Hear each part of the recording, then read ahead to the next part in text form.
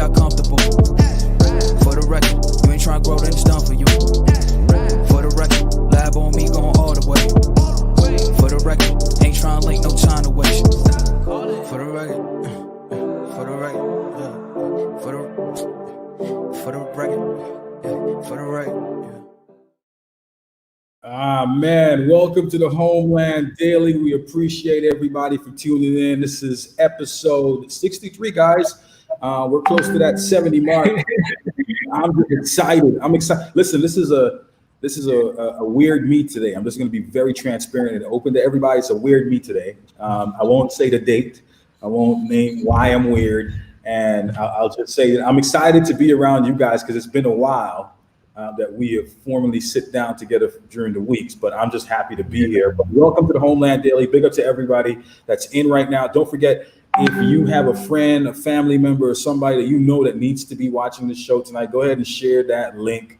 If you missed the show and you're recapping this on Spotify and YouTube, go ahead and subscribe and just keep us always following us, man. We want you to be a part of the show constantly at all times. All right. So welcome to the Homeland Daily. My name is Dane. Let me introduce the panel, the host of the show tonight. My what I refer to you guys, my sidekicks, my partners, my peoples.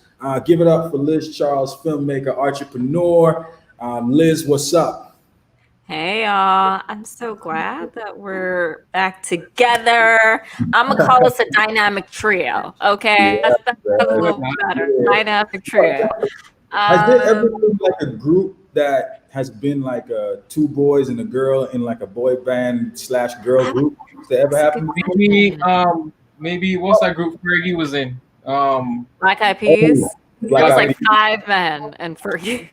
Well, he can be like the 3 IPs or something like that. 3 IPs. Yeah, I like it. Yeah. How was your day today, Liz? You know what? It was productive, and you might be able to see it, but like I just finished my workout, my MMA workout, so my mat's still on the floor, and I'm gonna leave it there because I got to do it in the morning again. But yeah, how are you? How are you guys doing? Good, man. It's been a great weekend. I see that our next host, Rico Rolando, singer-songwriter and producer, he had a crazy weekend. I don't have to ask how his weekend was.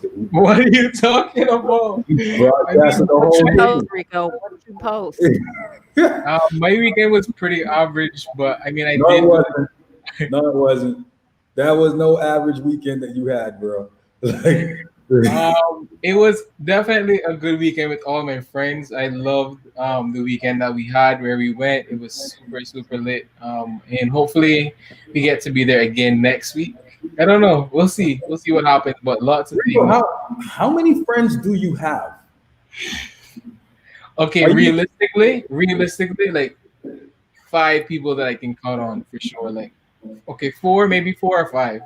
That's a smart answer. I'm glad you didn't give a high number because you understand what friendship is. Yeah, this is business. Everything else is business around me, but I have 5 friends for sure. Oh man, can I ask you a question? A personal question? Why do you choose to only keep a lot of girlfriends? Like, here's the thing. So back about maybe 2009, 2010, I just started doing music like full time, and then most of my guy friends were just like, "Yo, what are you doing? You're doing music? Like, what are you talking about, bro? You gotta be trying to be a police officer or a fireman or blah, blah, blah." And I was like, nah, like I'm gonna be a singer regardless. So it was like most of my friends that were girls, they're just like, you know what, Rico, you go Canada and do whatever you want to do, blah. You just don't listen to them, blah, blah, blah, blah, blah. So I always kept like those, you can still see those same 4 girls that was with me from like 2012 all the way up to now. So haters are fans too, bro. Haters are fans too. Dane, how was your weekend? Tell us about it.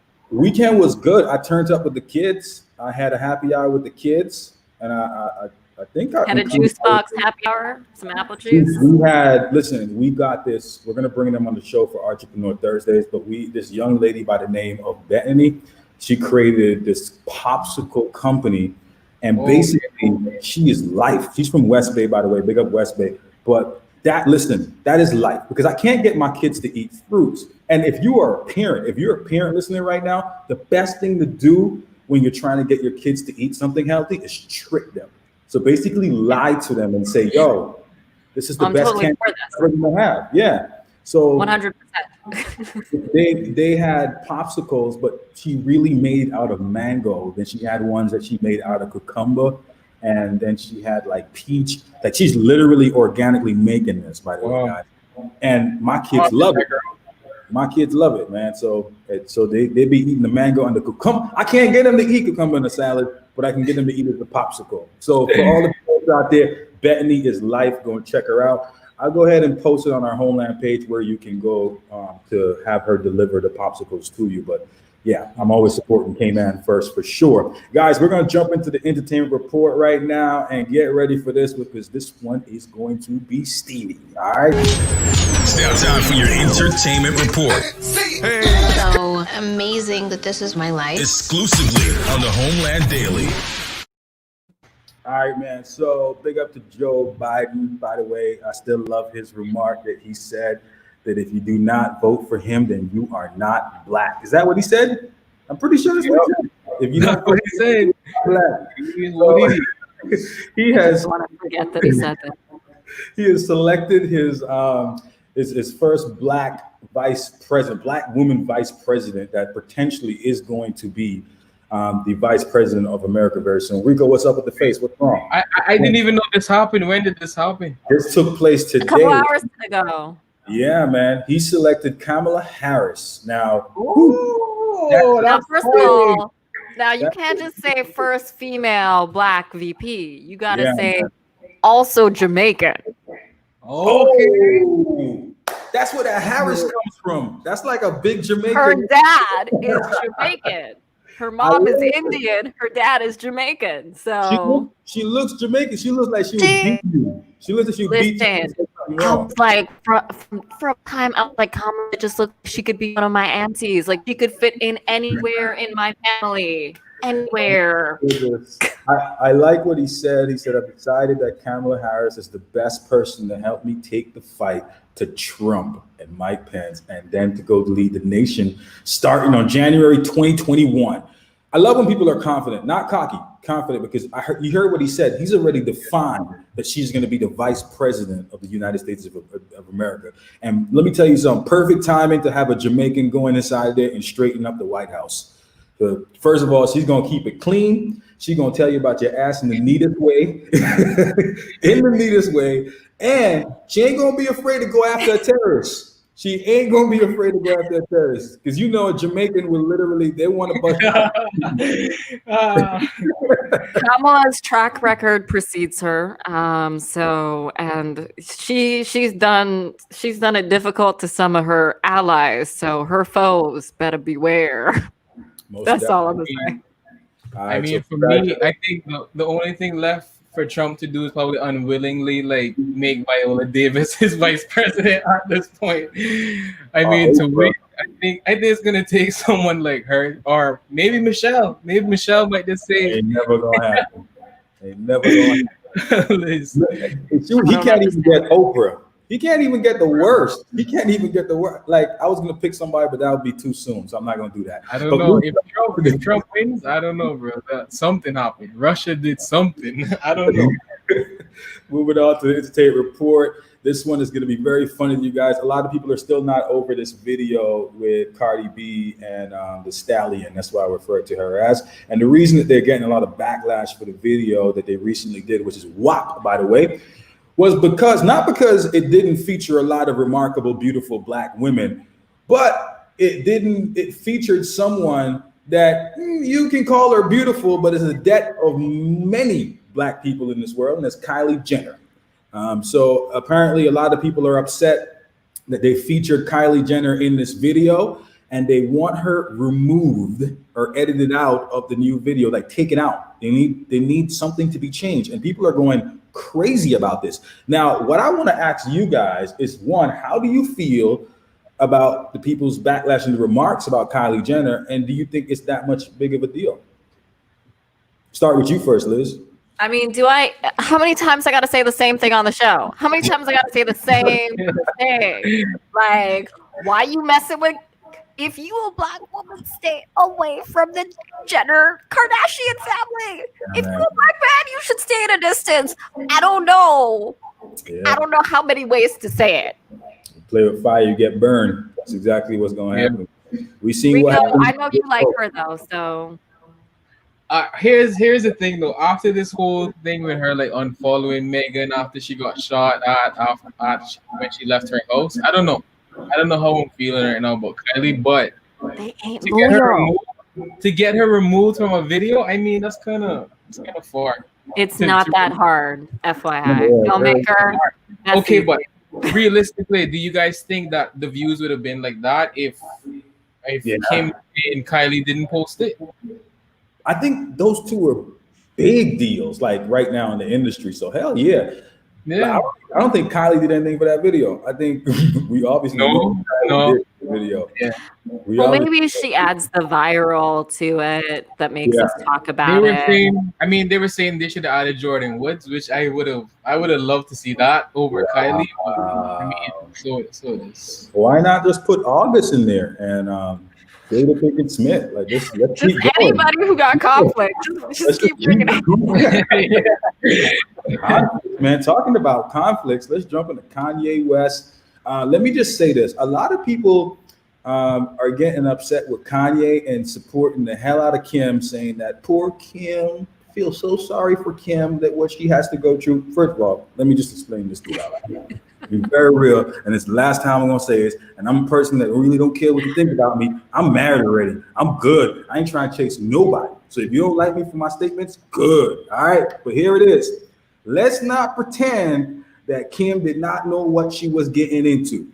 Kim knew about the whole George Bush hates black people. She saw the Grammys when he ran up on stage and took the mic from Little Taylor Swift. So, hey, what was going on back then? Kim knew exactly what she was getting into. This is why I keep telling you, young ladies, pick your man wisely. And listen at the wedding. Stop not focusing on the wedding. It said, and maybe you can finish this for me, Liz, but I'm pretty sure the pastor does mention that you got to remain with this person for better or worse. Can I repeat that one more time? For better or worse? But this isn't worse. Like you said, this is the same. This is the same Kanye. He ain't got worse yet. So you still got a lot more to discover. He ain't old yet. He ain't miserable. He ain't that miserable. You still have a lot more to discover, Kim. And this is just like a lot of payback coming back. I'm sorry. Yeah, so people men start to show bipolar symptoms usually in their late 20s. Kanye is well into his 40s, I think, at this point, right? He's probably like early 40s, late 30s, early 40s. Anyway, he's been showing those symptoms for a while. And yes, she did see, but women be blinded sometimes. They be blinded, and what blinds them specifically depends on the woman. Kim has a specific type, and she might have been blinded by the Kanye of it all, and she might have found the chaos and the press of it all to like be in line with her brand, which also needs a lot of press. But now she's learning, this is some real stuff. This isn't just like a game. This isn't fake. He's not playing for these cameras. That's who he is in front of the camera. That's who he is behind the scenes. And broke people, stop feeling sorry for Kim because they rich. They can go to different house when they you gotta stay in the same house. So stop feeling sorry for Kim. They rich. They can build a house for divorce. That's the divorce house. Whenever I'm mad at you, I can go in there. You see, so don't feel sorry for Kim. Kim is good. She's still modeling. She's still hanging out with the army of kids that she have. Like I said, I feel it for his kids, and they're too young right now to understand what's going on. But when they're older, I feel it for his kids. I do too. I mean, for sure, we can put fun and jokes aside. This is a marriage situation. This is personal for them. This is private. like I said before on the show, this is time for us to just pray. Just pray for the family, pray for Kim, because for those that have lived in this situation before, bipolar is not a joke. Even though I do believe that women actually just naturally have bipolar, because Dane, I thought you were gonna say something offensive like that. Like there was something about the way your face was set up that I was just like, ignorant is about to come out of his mouth. Yeah. I'm gonna skip over that statement. And Rico, how you feel about Kanye? I mean, it is what it is. That's all I really have. That's all I really have for Kim and Kanye's whole fiasco. I mean, Kim knew already what she was getting herself into. She dated all types of rock stars before him. I mean, you guys got to remember, she was with Scott Storch. And Scott Storch, like, all he has is just clothes. Yeah. So you got to really put this into perspective. Like, all she really cares about is the fame and the fortune and all that. So that's what it comes down to for her. All right, man. Well, there it is, guys. That is your Hollywood Entertainment Report. Before I do wrap it up, though, I do want to say congratulations to a powerful couple right now that I'm classing as powerful. Let's give it up for Tiffany Haddish. Confirms her relationship with Common. That's big. That's huge right there. I love that. I love seeing that. I love seeing Black romance. And congratulations to Common for hitting it big. Because that's a big win right there. Tiffany is everywhere right now. Movies highly requested. What? I don't know. Oh, this is fun. I don't know. I don't think is she really not requested? Like, I don't think she. I think she's still. I think she's still living broke in Hollywood. I think she's still living broke in Hollywood. That's just me, though. That's just me. Buy my shirts, Leo Louis. They're all on my Instagram, and yeah, you really have some Drake tendencies, like really do. That was a Drake moment. I'm gonna leave that alone, man. All right, so guys, thank you so much. It's the Entertainment Report. Don't forget you can recap it again on Spotify and YouTube, or search us on Facebook at the Homeland Daily. And just recap that. Don't forget to subscribe to us. Smash that subscribe button. Follow us. Tell your friends all about us. All right. We're going to jump into our favorite part of the show where we get to bring in guests and have great conversations.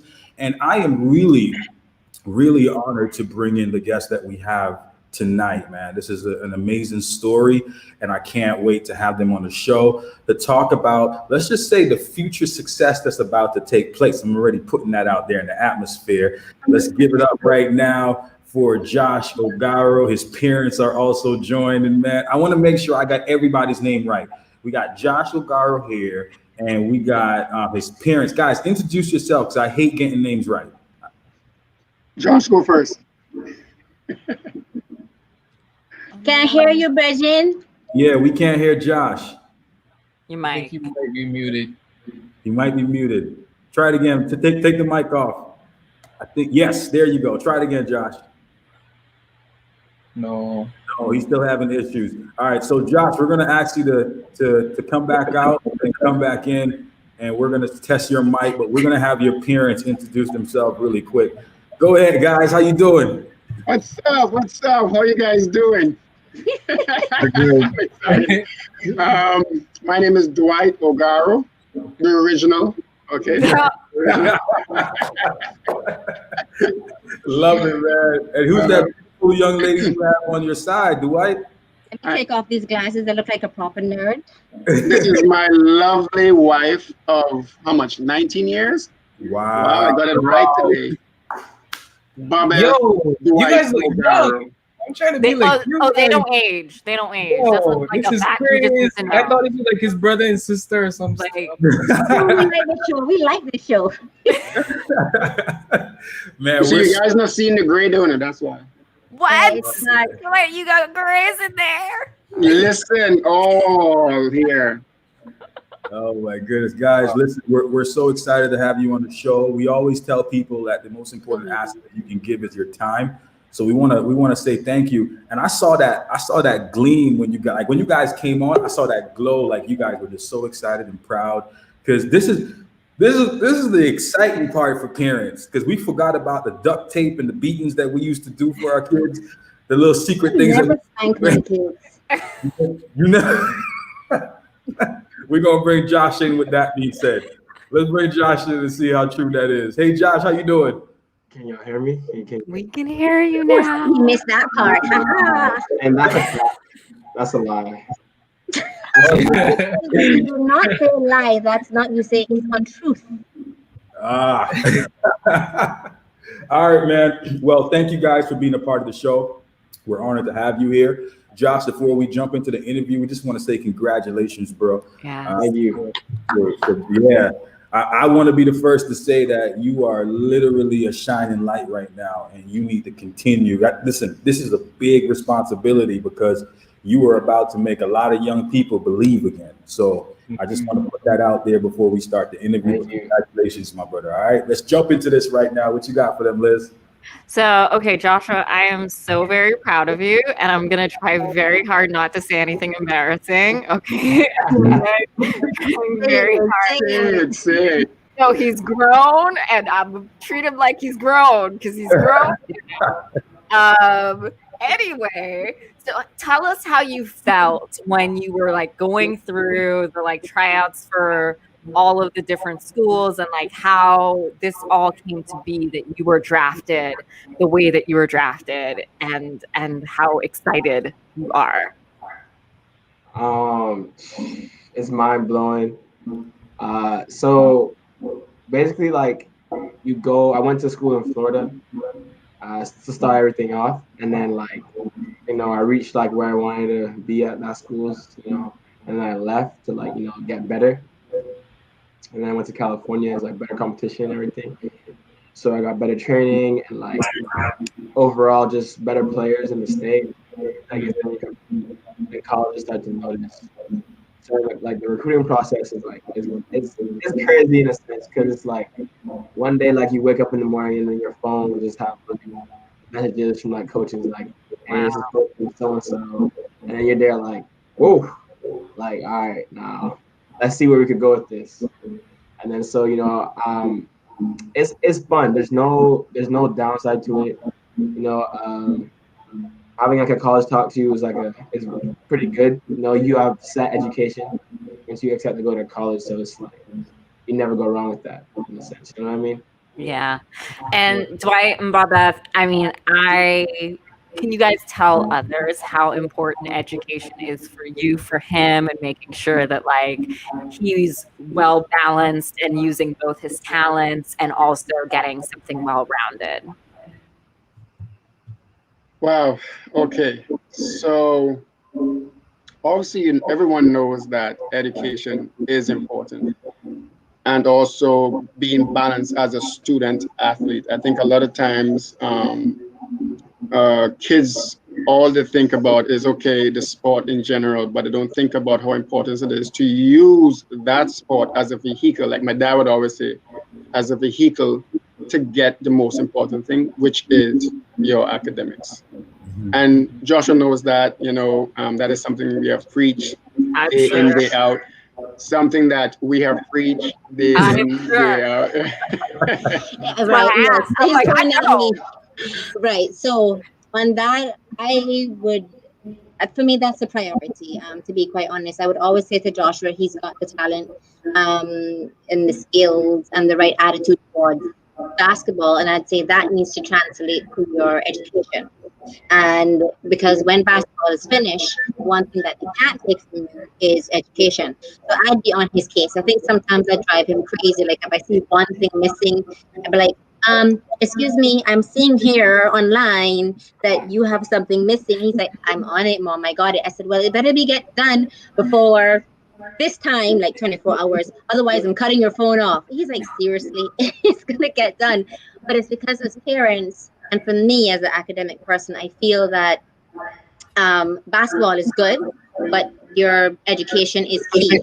And being, when you are able to balance your basketball and your education, that goes a long way. And it really shows discipline. And discipline in both areas helps you to improve in life in general. Amen. That's amazing. My question is definitely to Josh. How was it like, so far, with all the reaction from your family and your friends? What's the reaction been like? it's just been hype, like nothing but positive energy. Because I grew up in Prospect, Savannah. Yeah, At the man. church, shooting the basketball on the triple rims. So like, seeing everything now is like, woof, like kind of came a long way, and there's like plenty more to go. And Definitely. everyone's proud of me, and I'm happy that everyone's it's not only for me I did it for, but did it for everybody else, because I want to set a path for other kids behind me to like be better than me. Yeah, most definitely. And you're for sure inspiring a lot of athletes here in Cayman. I'm sure a lot of us, or a lot of you guys have been probably a little bit timid about it and maybe not wanting to pursue it. But now that you're able to get here, I'm sure that there's going to be a lot more traction within the sporting field. So it's definitely big ups to you for starting this whole movement again. I have another question for you though. I think there was an artist by the name of Roy who did a song called YG. And it's blowing up right now on TikTok. You guys are aware it's like over 1 million views. So we don't know anything about this. Really? You're leaving us out? Well, we're still behind it. We don't have TikTok, anyways. Well, we have clock, but not TikTok. I remember. I don't know. Aaron's like a childhood friend, So it's like he was like, "Yo, Josh," because back in Cayman, everyone calls me YG. It's like in the minute when I was like a little kid, and then it's like it's catchy, so they stuck with it.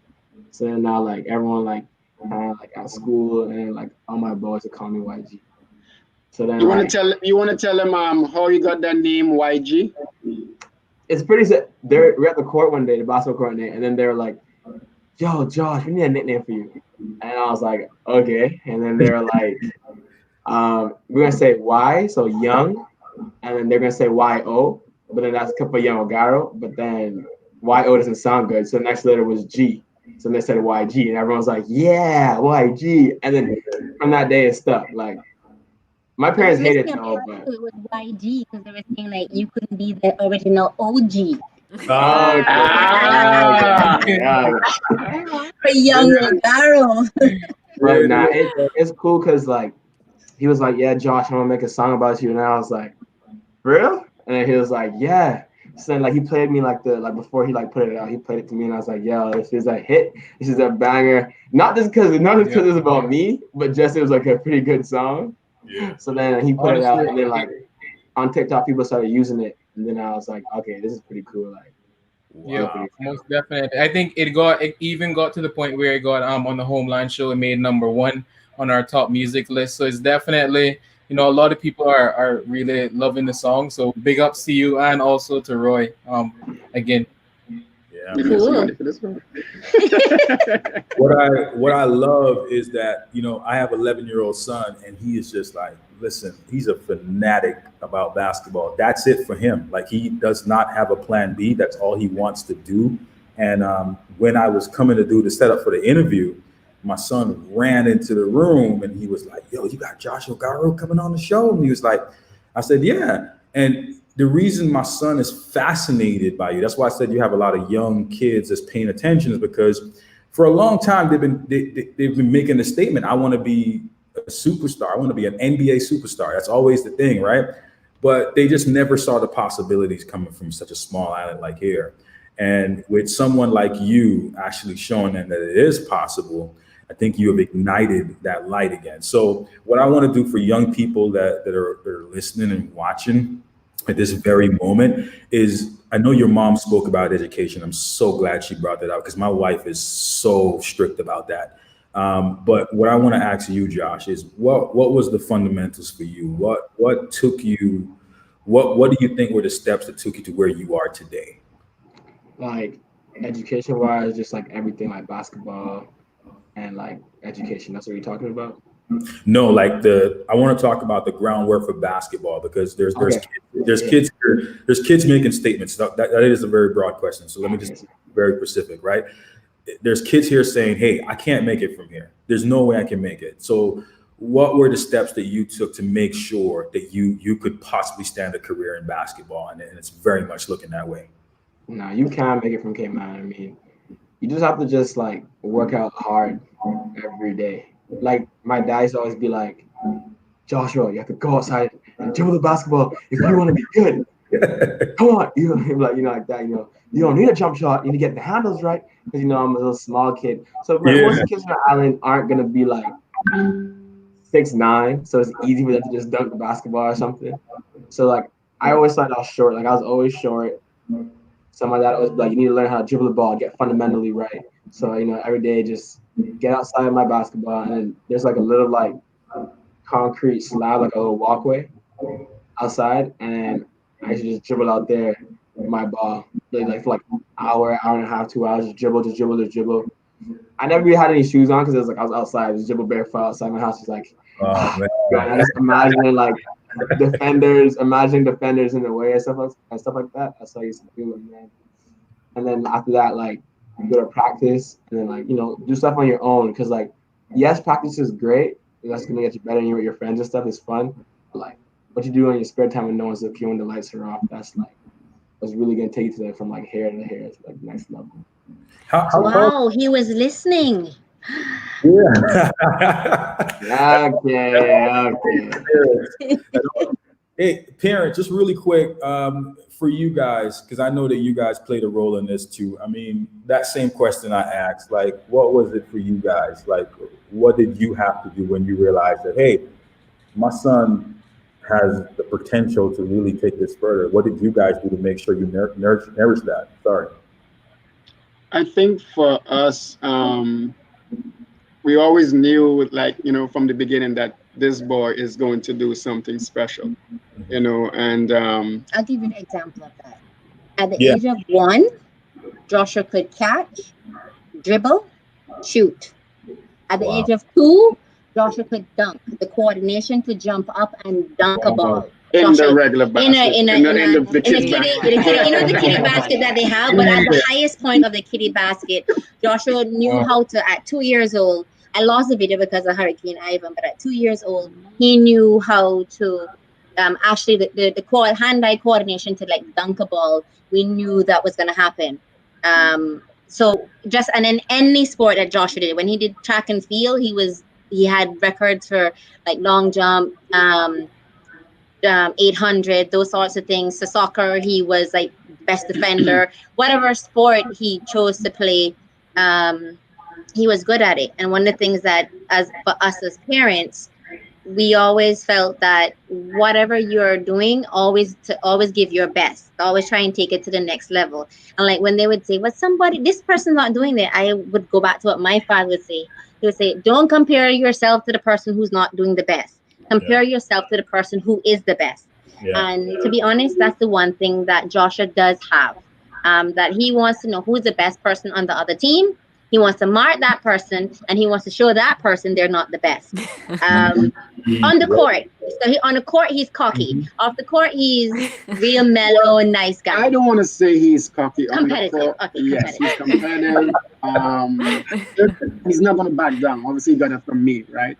But to your question, I think it's a collective of things. I mean, your environment is also what helps shapes you. And he was an environment of basketball, a family of basketball, sports in general. Exactly. But basketball is something he ate, saw, just everything, slept basketball, dream basketball. And after a while, once you start to pick up that habit, you have no choice but to act out what you've been doing all this time, So for him where he is now, it's something that, he knew that he wanted. I know I must give him credit for this, right? Joshua always say he would never have a plan B. Never. You always have a plan A. And I think as parents, we always want to make sure that for our kids, we have a plan B for them, right? But for Joshua, there was no plan B. It's plan A. And when there's plan A, the brain has no choice but to work towards plan A.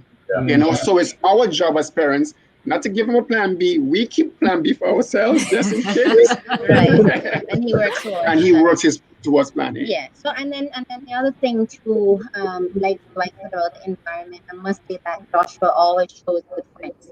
Like the persons that he chose to have around him were always positive persons and were persons who might not have the same goal for him as basketball, but had the same goal and determination to succeed. Whether it's academic or sports or whatever they chose, he generally chose friends that were very supportive too. So they also recognized what YG was and would encourage him to pursue. So it's a combination of a whole bunch of things. His personal determination, us as parents and family, guiding him along the way and making decisions for him. So, for example, also to answer your question, we recognize that him staying in Cayman, he wasn't going to get the exposure that he wanted because at 15, 16, Josh is scoring 54 points in the senior men's league. Yeah. We're like, okay, at some point you need to go and play against you need to play against people who are just as good as you or better. That's what we would say to him because we didn't want he would be a small fish or A big fish in a small pond, right? And then thinks that he's all that. And so we're like, okay, we got to get you off here so you can get in check. And in fairness to him, when he went away, he stepped up and said, nah, I'm a big fish in a big pond too. So we had to say, all right, Josh, you proved us wrong. I must say, I would admit it, he proved me wrong because I said to him, you need to go over there and play against guys better than you, not on your level, better than you. That's how I saw, because we know, America is the place for basketball. So we were like, you know what? He needs to go over there and he needs to get his butt kicked, and then every time he would just get better and better and better. And I'm like, oh my gosh. He's proving us wrong. Mike, what was this? What was America, like the place? No, because there's good basketball in Europe. There's good basketball in different parts. But everyone says America. You'd be That's surprised. why I said it. Europe has excellent fundamental basketball. Excellent. And that's why I said it, because I wanted you to explain that, because I was hoping that you would explain that. So I wasn't saying that America was the only and best place, because people keep forgetting about European basketball. It's left behind. Yeah, European basketball is pretty good. So, but we wanted him to get the exposure. So the journey for us was get him exposure somewhere else, as he kind of decided. And then each step of the way, each level, he stepped up. And so he needed to be in a different environment each time to challenge him. And I must say the last school he was at, SCCS, Santa Clarita Christian, their basketball program helped to step him up because he was playing against the likes of Sierra Canyon, and those schools were like those NBA stars players' sons were. And Joshua held his own on that. If he didn't had to sit out one of those games, he would have stepped it up somewhere, but he had to step up if he got in foul trouble. But point is, we put him in an environment where it was where they say iron sharpens iron. But he's playing against people on his level, or maybe considered even stronger than him, to step it up each time. And that played a part. It goes back to like what my dad said. He was like, you've been around it all like my whole life. It's like as a young kid seeing like my uncles and my aunt going out to school and like coming back from college, like coming back from school and all this. It's like you're like, yo, I want to do that. Like I want to like dunk like that. I want to score like that. Like, I want to get good like that. So it's like, always growing up, like looking at them and being like, I want to reach that level. And so it's always something like I would strive to be. Strive to get. I do want to give a shout out to your family, the rest of your family, because again, like those were the people who started you off. That's the environment that you started in. Like you started at the Ogaro level, right? Like you started with your dad. You started with Coach Voot. You started with Sammy. You started with your mom. You started with like you started with Dion. You started with a basketball family, so that you had, that was your base. And like if that's your base, and that's some of Cayman's best athletes right there in your family, then it sets you up to just be better. And that's what legacy is, You're able to take everything that your parents learned, your grandparents learned, and be able to use that as your base level to get further and go further. So shout out to the whole family, the whole Ogaro family. I do want to ask you though, because you're in the US in a time that is challenging emotionally for a child coming from the Caribbean who is a Black male moving into this new environment. How have you processed moving into the US as a Black man? And for Dwight and Babette, were there conversations that you had with Joshua as well about the environment? Honestly, like I've been fortunate enough not to encounter anything face to face, like like blunt and brutal like that. But like, it's around, so I'm always on my P's and my Q's. And like everything that's happened is like, not right, and there needs to be justice. But like, my dad has always had like conversation with me, like, listen, Joshua, this is how it is. Sorry to say, it's like straight up, and like just gotta work around it and like continue going straight forward on your path. Love it. Well, like as Joshua said, that is something I did not hold back on. Is the real world, is what it is. I didn't butter it up at all. This is what's going on. This is what to be expected. And I think with Babette as well, she thought it was a little bit harsh. But my experience, I went to school in Tennessee for a bit, so I knew what it was like. I faced it. So I just wanted him to know. I'm not saying that it was going to happen to you, but to be prepared and be aware. Thank God, there's high school, SCCS, that part of California, we like to call it the bubble, it's a relatively really, really beautiful neighborhood, nice area. Sort of like CAYMAN, sort of like CAYMAN. And so, we weren't too worried, but we know now where he's going. He's leaving and he's going over to Oklahoma. Is that considered the Midwest? Yeah. So. Yeah, it gets rough. He's going to face it. Yeah. We've had that talk. But what we've kept it real with Joshua also, in terms of saying, as Mike said, he had mainly had the talk from a guy's perspective and a man's perspective from his personal experience, and then I just spoke to him just in just keeping it real about racism, and even just from a cultural perspective, like so. When they hear that he's Black, they see Black, so he gets treated a certain way. Then he speaks and they hear he's Caribbean. Oh, you're Caribbean. So they treat him a little bit better, but you're still going to get treated a certain way because you're Black, which has happened. And I told him, we let him know that, there's direct racism and then there's indirect racism. And we also let him know that, look, because of what's happening, there are some things that you just can't do as a Black person.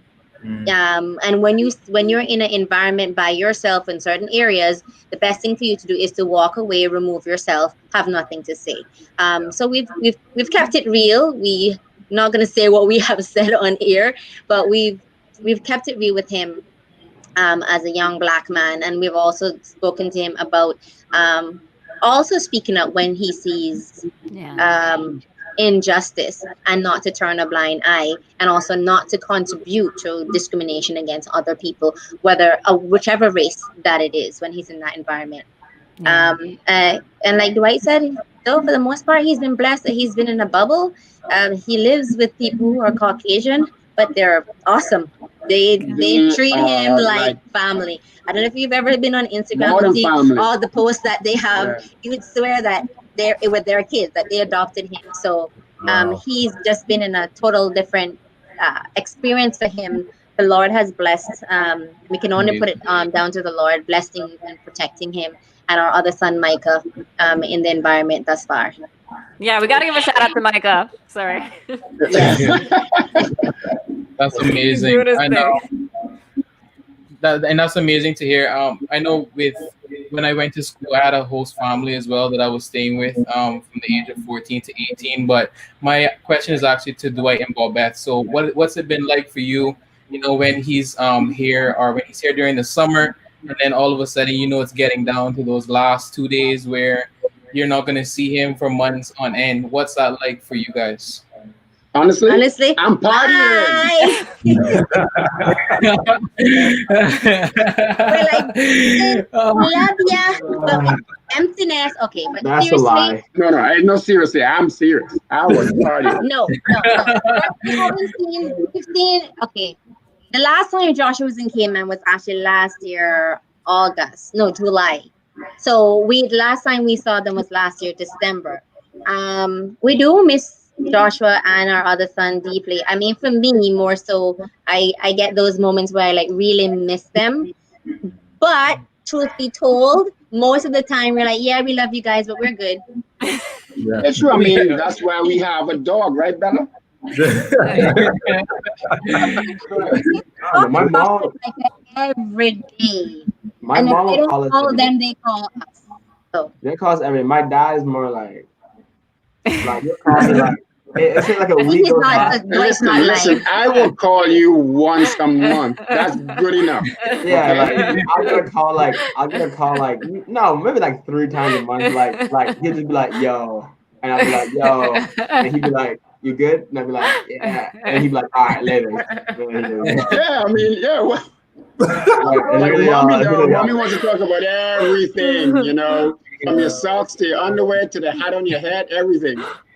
I think I'm the emotional one then, because my daughter is in university and I get like really upset when she doesn't call me. Like I'm like, yo, what? But that's your daughter, though. He would be the same if he had a daughter. Yeah. Probably. Okay, I get it. So it's Yeah. You'll be all right. That's such a gender bias, though. my son is 11 and I want him to move out right now, but I'm more scared of my daughter. Exactly. Gender bias. Come on.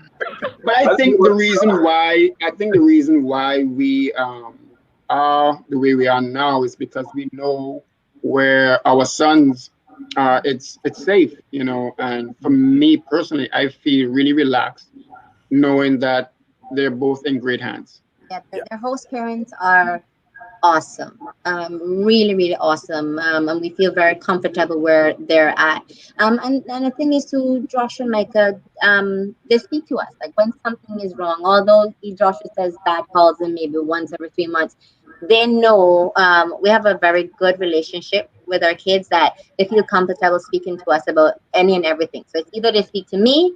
And then they might want to speak to me. They might want to speak to daddy because it's a guy thing, and they speak to daddy. So they have that. We have that kind of rapport with them that if something is wrong, we know they'll speak to us. Yeah, so I know like some things Josh is not going to come to me about.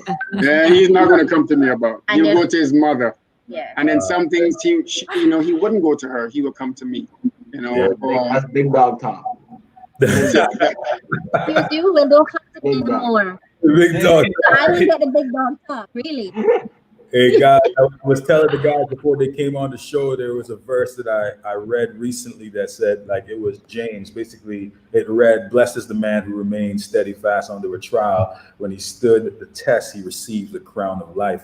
I think that this is something that we can honor to you as parents, because you guys were steadfast as parents in raising your child and making sure he got the best education, but you believed in his dream and nourished his dream and planted his seed and watered it very well. So I just want to say, as parents, we are proud of you. As a parent myself, just want to reflect that back onto you guys. And Josh, I'm so proud of you too, man, because like I said, you are a shining light to a lot of young people out there. They're watching, they're paying attention. And I'm going to tell you one thing that's very important. I tell my kids all the time, doing the right things might seem unpopular at the moment, but it turns out to be the greatest thing you will ever do with your life. So don't make the crowd direct you. Direct yourself. Know what is right and realize the right thing is always popular regardless. Okay. So this is the part in the show. We got to be respectful to our network because we're on Logic TV also. So we want to be respectful for the time. So we are going to wrap things up. But what we usually do while we wrap the show up is ask for final thoughts. So just some advice as parents that you guys can give to other parents and other kids out there. And for Josh, as soon as your parents is done, we kind of want you to also give some final thoughts on what you would tell a next young woman and man out there that's about to play in professional sport. What advice would you give them? We'll start with the parents first. You want to go ahead and take this one, Dave? Okay. Number one thing I would always say, try and keep Christ in the life of your children. Because when Christ, and that's Jesus Christ, in their life, is the guiding force with some of the decisions that they make, that helps to put them on the straight and narrow. And that's one of the things that we didn't speak about, but Joshua has, which is faith. And he'll say, Mom, I'll tell you, this is happening in Jesus' name. And that's how he speaks. And that's what he believes. And that's, he will tell you, he'll say, Jesus is my rock. And that's the number one thing. Then after that, I would say, as parents, believe in your child's hopes and dreams. There's nothing wrong with correcting them, because that's necessary, but heart more on the positive things that they do. Praise them for the positive things that they do. I mean, I tell my kids all the time, oh my gosh, you're so talented, you're so gorgeous. They crack up. I'll tell them things like that. Oh, what a handsome son. I speak positive things into their life. I'm like, I know, Joshua, stop. I was like, I know you can do well. My expectations of you. So, for example, if they got a B, I'm like, I know you can get an A. If you got a C, I know you can get a B. I give positive reinforcement in that way. Speak life into them. And then wherever what I was capable of doing, I always went above and beyond to help him get to the next level. So he did his work, and as a parent, I did my work. And I always said to him, you don't worry about what I need to do. So his thing was like, I don't want you guys to spend so much money on this. I said, no. You're my child. We brought you here. It's my duty to do these things and help you achieve your dream. And so that's the way parents need to. And he says, I'm going to give you this. I'm like, I don't want anything. All to repay me for you to succeed. And that's how, as parents, you need to let your child feel that way, I think. And then it becomes easy for them. And just provide every opportunity that you can within the best of your ability. And that's all you can do as a parent. Love it. I love it so much. Thank you so much for sharing that. What about you, Dwight? She basically said everything. They're on the same page. They're on the same page when it comes to stuff like that. That's good.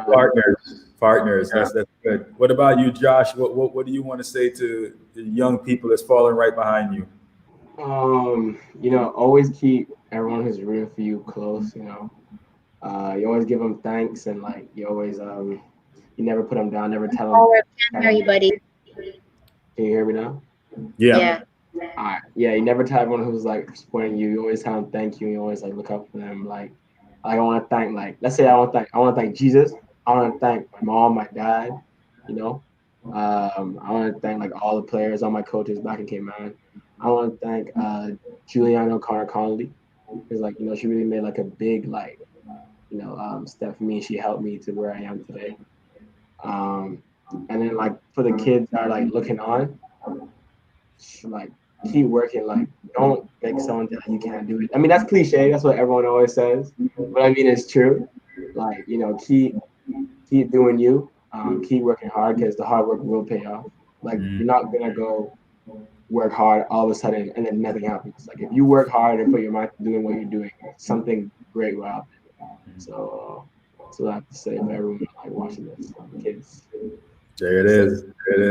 I love it. We're gonna ask our team also. I usually start with Liz. Liz, any final thoughts you want to give before we wrap up the show? Yeah, I'm trying very hard not to be emotional. I think part of it is that Dwight and Bobeth, they knew the child that they raised. And so, even with a child going off to school and that kind of thing, like Josh has always been a sweet kid. Like he was born a sweet kid. But like his parents raised him to be who he is today as the young man who he is. And so that work ethic has, gotten him where he is. And I'm looking forward to, in a couple years doing this again with Micah, with whatever it is that he achieves, because it's the same family and it's the same ethics and it's the same morals. And I'm really proud of you, Joshua. I'm so proud of you, because it's what you've achieved for the sport is amazing, and you're talented and you were raised around a family that could do this, but so important about who you are developing as a young man and the fact that, you know, you understand your responsibility as someone who kids are looking up to, and also someone who gives thanks to the people who helped him get where he is. I just love seeing the young man that you've become. Thank you. There it is. What about you, Rico?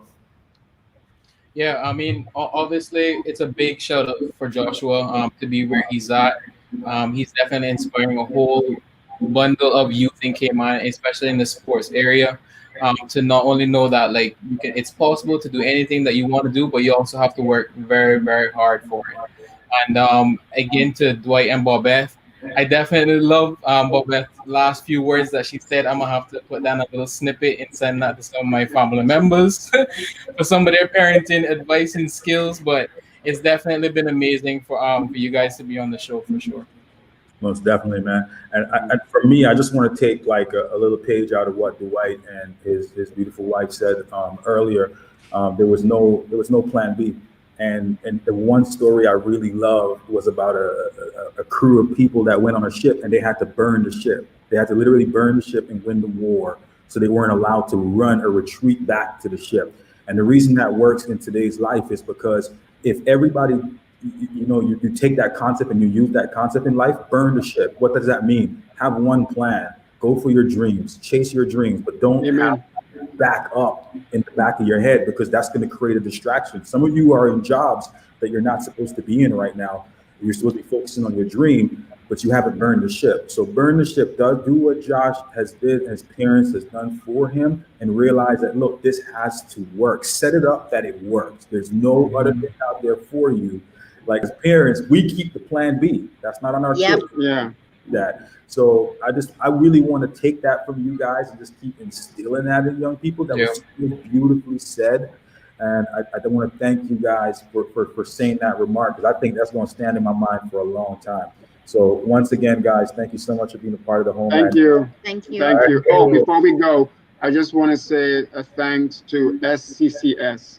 They have done a tremendous job of not just with Joshua, but from the beginning about 12 years ago when they took Davy Cottrell, who was the first kid from CAYMAN, to go over to that school, and that's where the foundation laid, and now we all are reaping the benefits from it. So thank you, SCCS. And shout out to his AAU team as well. Yes. Coach Icart, who Robert has Icart, the good thing about this, I'll throw this out to you guys. That coach decided that he was only going to be sending out to schools that he felt were suiting Joshua's personality as a young man, as a Christian, as a well-grounded person. And that was the approach that he took. And clearly it paid off. Yeah. And we also want to, I don't know if we mentioned them enough, but I also want to thank your dad for continuing to carry that torch and creating the fundamentals for basketball here in CAYMAN. Your dad is a legend, bro. Like your grandfather, Josh, is a legend, and we want to honor him tonight too. So big up to Coach Food also, because he's a legend here on this island. All right, guys, thank you so much for being a part of the Homeland Daily. That was episode. Thank you. Thank you. Don't forget, you can recap the show on Spotify, YouTube, Logic TV. Don't forget to subscribe to us, recap the whole show, watch it over, share it with friends. Let Josh know how proud you are of him. We'll see you again very soon for Entrepreneur Thursdays, and we will be back. We'll see you again. It's the Homeland Daily. Peace out, everybody.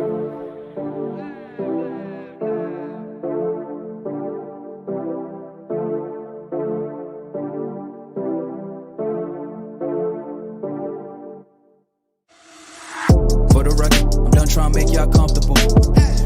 For the record, you ain't trying to grow, then it's done for you. For the record, lab on me going all the way.